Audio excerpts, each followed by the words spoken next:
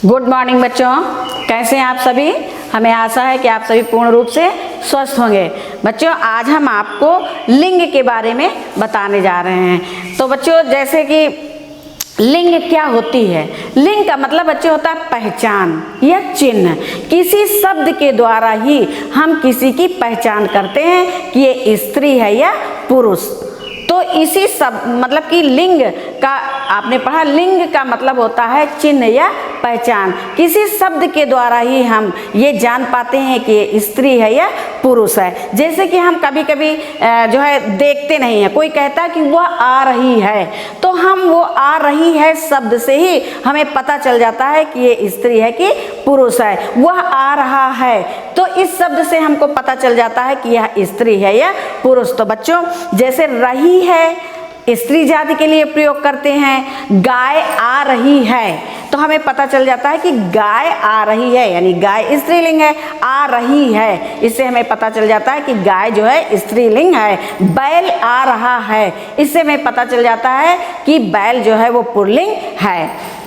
तो स्त्रीलिंग और पुल्लिंग का जो है हमें ज्ञान रहा है, रही है, थी, थे से पता चलता है। जैसे पिताजी अखबार पढ़ रहे थे, ठीक, तो इससे हमें पता चल जाता है कि कौन पढ़ रहा था, पिताजी, यानी पिताजी कौन है, पुरुष लिंग यानी पुल्लिंग है। और माताजी खाना बना रही थी, तो माताजी क्या है, बना रही थी। अगर हम कह दें पिताजी अखबार पढ़ रही थी तो गलत शब्द हो जाएगा ना, तो इससे हमें पता नहीं चलेगा कि स्त्रीलिंग है कि पुल्लिंग है।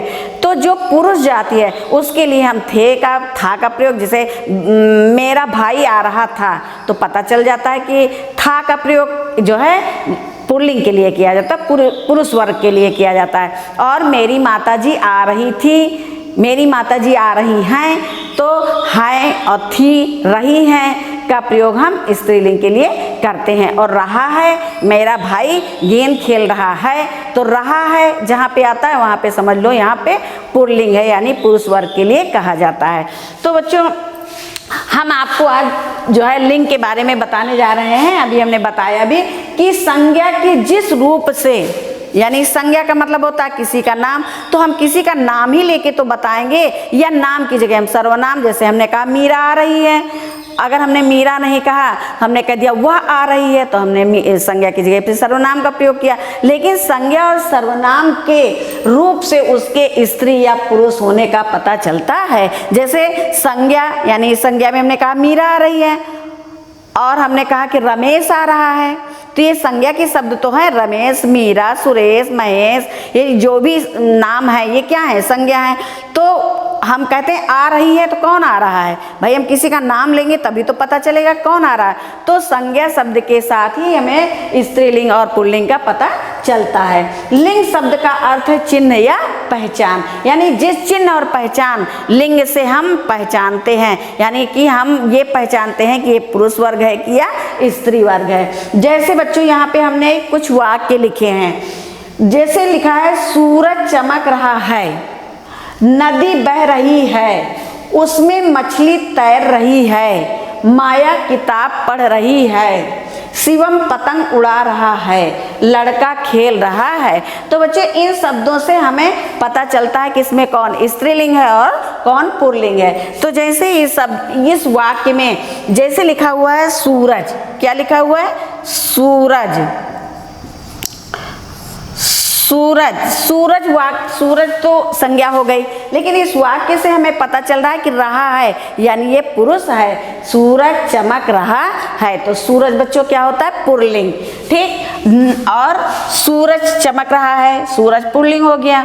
उसमें मछली तैर रही है, माया किताब, इसमें हमको स्त्रीलिंग और पुल्लिंग को जो है निकालना है कि कौन से शब्द इसमें स्त्रीलिंग है और कौन से शब्द इसमें पुल्लिंग है। तो बच्चों, जैसे शिवम है, शिवम किसी का नाम है, तो ये जो है शिवम, अब ये भी संज्ञा शब्द है, ये भी संज्ञा शब्द है। फिर है लड़का, लड़का, अब ये लड़का लिखा हुआ है। अब शिवम लड़का खेल रहा है, इसमें यहाँ पे नाम नहीं दिया गया, ये दिया गया कि लड़का खेल रहा है, यानी वो कोई भी लड़का हो सकता है, यहाँ पे संज्ञा नहीं दी गई है। यहाँ पे लड़का यानी ये लड़का है जातिवाचक संज्ञा में, कि लड़का खेल रहा है, यानी लड़की नहीं लड़का।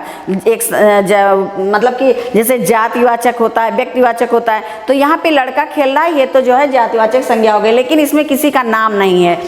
लेकिन फिर भी हमें ये समझ में आ रहा है कि लड़का खेल रहा है, यानी लड़का जो है वो पुरुष जाति में अगर होता, लड़की खेल रही है तो वो स्त्री जाति में होगी। तो यहाँ पे सूरज, शिवम और लड़का ये कौन है? पुल्लिंग है। कौन है? पुल्लिंग। ये पुल्लिंग है, यानी कि ये पुरुष वर्ग है।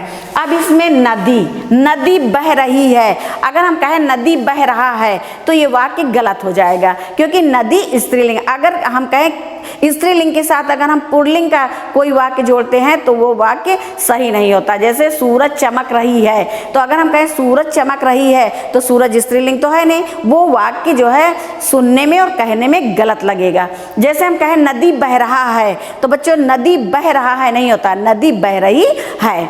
तो यहाँ पे नदी क्या है? स्त्रीलिंग है। यहाँ नदी, नदी बह रही है। फिर मछली तैर रही है, यहाँ पे मछली, अगर हम कहें मछली तैर रहा है तो ये वाक्य गलत होगा, क्योंकि ये मछली जो है स्त्रीलिंग है, मछली। और फिर उसके बाद है माया।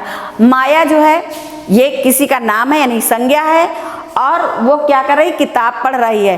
तो माया किताब पढ़ रही है, अगर हम कहें माया किताब पढ़ रहा है तो ये वाक्य गलत हो जाए, क्योंकि रहा है जो शब्द है वो हम पुरुष वर्ग के लिए जोड़ते हैं। जैसे लड़का लिख रहा है और पिताजी ये काम कर रहे हैं, भाई पढ़ रहा है, तो रहा है का प्रयोग हम पुरुष जाति के लिए करते हैं, यानी पुल्लिंग के लिए करते हैं, और रही का प्रयोग हम स्त्री जाति के लिए करते हैं। इन्हीं शब्दों से हमें स्त्रीलिंग और पुल्लिंग के बारे में पहचान होती है, हमें पता चलता है कि स्त्री है या पुरुष है।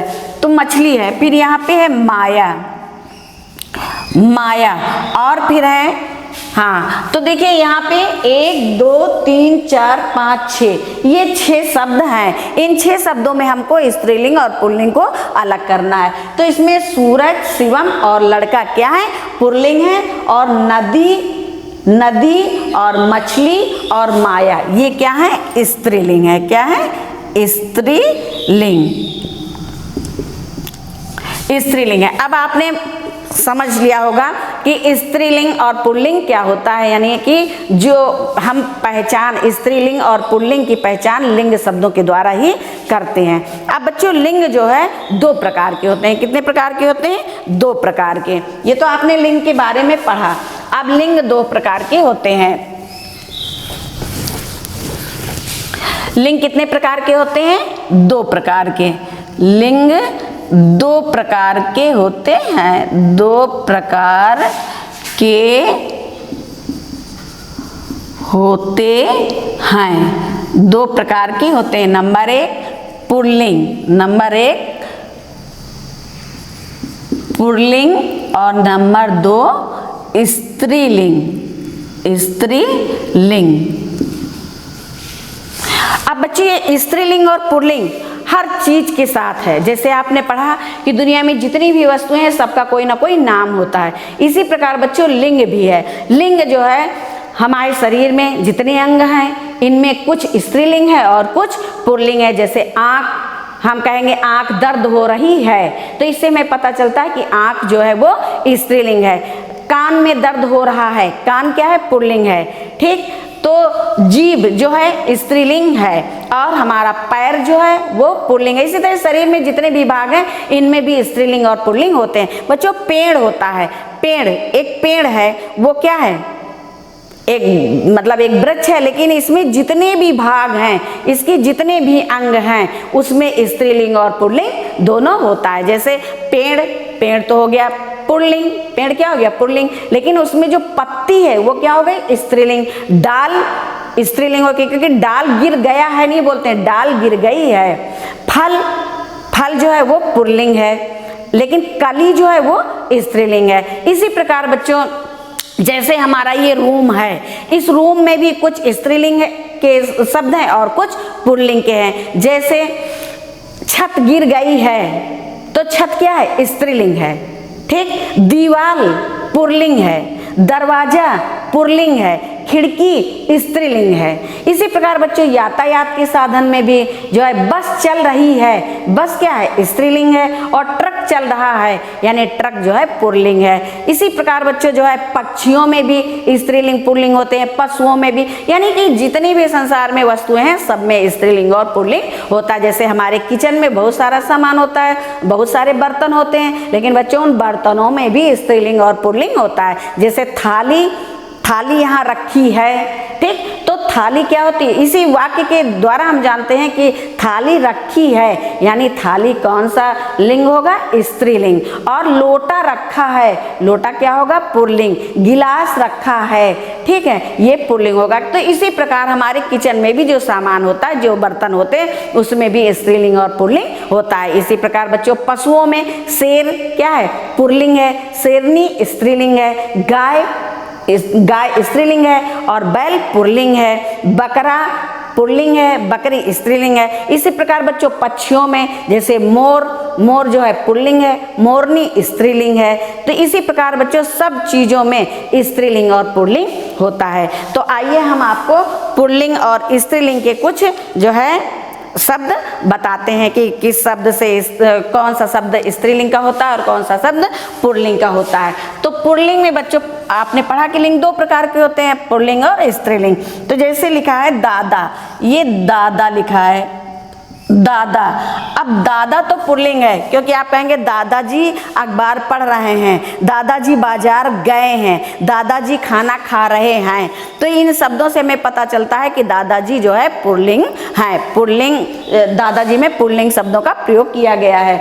और फिर स्त्रीलिंग, अब स्त्रीलिंग क्या हो जाएगा, दादा का क्या हो जाएगा, दादी। क्या हो जाएगा, दादी। दादी बाजार गई हैं, दादी जी पूजा कर रही हैं।